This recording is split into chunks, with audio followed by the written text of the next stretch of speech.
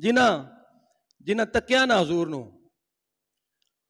سیدنا صدیق اکبر کو پوچھا گیا کہ سونے تساں دسو سرکار کیسے سن.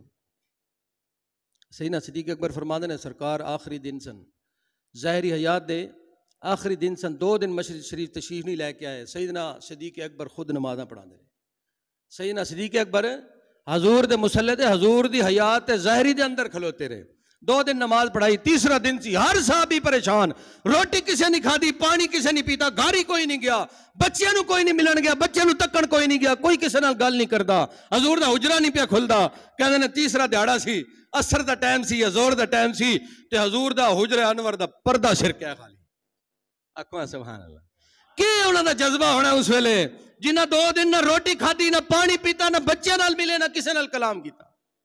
وہ سرکار نظر نہیں آیا. کیوں؟ جان ہے وہ جہان کی، جان ہے تو جہان ہے. سرکار سامنے نہیں آیا، صحابہ نہیں، جانا نکل گیا. جدو حضرت صدیق اکبر نماز پڑھا رہے نے تے حجرہ مبارک دا نا پردہ سرکیا. میرے آقا نے دل نے سوچا تکاں دے صحیح صدیق اکبر دے پیچھے کس طرح لگ دی ہے میری امت، کتنی سونی لگ دی ہے. اگے صدیق ہوئے نظارہ کیسا ہو سی، پیچھے جو صحابہ ہون تے مصطفیٰ کریم خود دیدار کرا رہے ہون. کہندے نے کہ سارے دے سارے صحابہ دی توجہ حضور والو، ایتھے حجرہ سی حضور دا، سارے صحابہ دی توجہ حضور وال ہو گئی. پر رب دی نماز رہے نے، پر نمازیں جو قضا ہوں پھر ادا ہوں، نگاہوں کی نمازیں کب ادا ہوں. کہندے نے کہ جدو پردہ ہٹیا تو سارے صحابہ دی توجہ اس طرف ہو گئی اور اس طرح لگیا جس طرح مردہ جسم جان پہ گئی.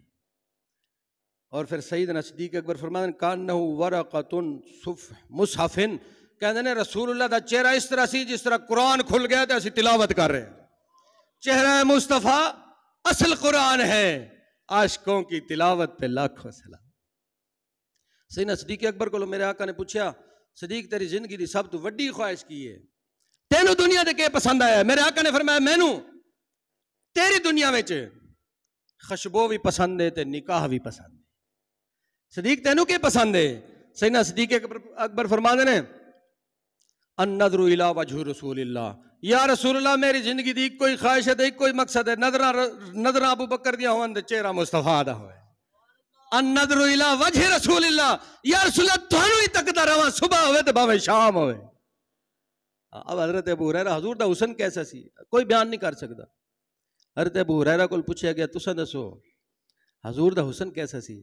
آپ فرماندے نے ایک دفعہ رسول اللہ صلی اللہ علیہ وسلم چاش ٹائم باہر آئے تے سورج بھی چمک رہا سی تے مصطفیٰ کریم دا چہرہ بھی چمک رہا سی، نور والا چہرہ بھی چمک رہا سی تے سورج بھی اتھے نکلیا سی، چاش تالا سونا ٹھنڈا تے روشن. تے کہندے نے اسی کدے سورج نو تکیے، کدے مصطفیٰ کریم نے تکیے، پھر سورج وال تکیے، پھر مصطفیٰ وال تکیے، پھر سورج وال تکیے، پھر ایک دوجے کو پوچھا کہ تک دے ہو؟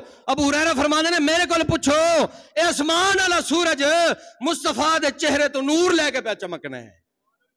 اے اسے دا نور ہے جڑا پوری کائنات چمک رہا. حضرت جبرائیل امین آپ کو پوچھا گیا، فرشتیاں پوچھا مصطفیٰ دا حسن کیسا ہے؟ آپ فرماتے ہیں لم ارا مثل قبلہ ولا بعدہ، پوری کائنات پھر کوئی بندہ نہیں چھڑیا جنہوں میں تکیا نہ ہوئے. حضور تو پہلے بھی تے حضور تو بعد علیہ نو بھی سب دا تکیا ہے چہرہ.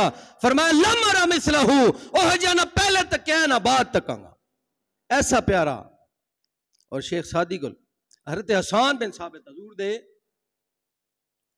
حضور دے درباری نعت خوان، حضور دے بارے کوئی بندہ بکواس کرتا سی نا شعر و شاعری تے سرکار فرماندے نے حسان نو بلاؤ، عبداللہ بن رواحہ نو بلاؤ اور آ کے میری طرفوں جواب دین. اور حضرت حسان جدوں بلایا نا بندہ گیا باؤ جی طرفوں جواب دیو کسے شعر حضور دی توہین کیتی ہے.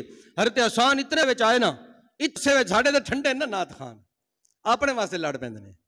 حضرت حسان اتنے جلال وچ آ گئے، پورا جسم پسینے نال شرابور تے کمبدے آئے غصے نال، اور زبان باہر کاٹ کے فرمایا زبان گوشت دی نہیں، اے زبان تلوار حضور دے دشمناں واسطے، اج کسے نو نہیں چھڈاں گا. او نعت خان جدوں نعت خانی دا ٹائم آوے تے نعتاں بھی پڑھدے سن، جدوں جہاد دا ٹائم آوے تے پہلی صف جہاد بھی کردے. اے نہیں سنانے اسی تے مولویاں اسی تے نعت خان اسی تے پیر صاحباں، ساڈا کی کم ہے؟ پہلی صف وچ کھلو کے جہاد کرنے والا نعتاں بھی اسے دیاں قبول ہوندیاں نے.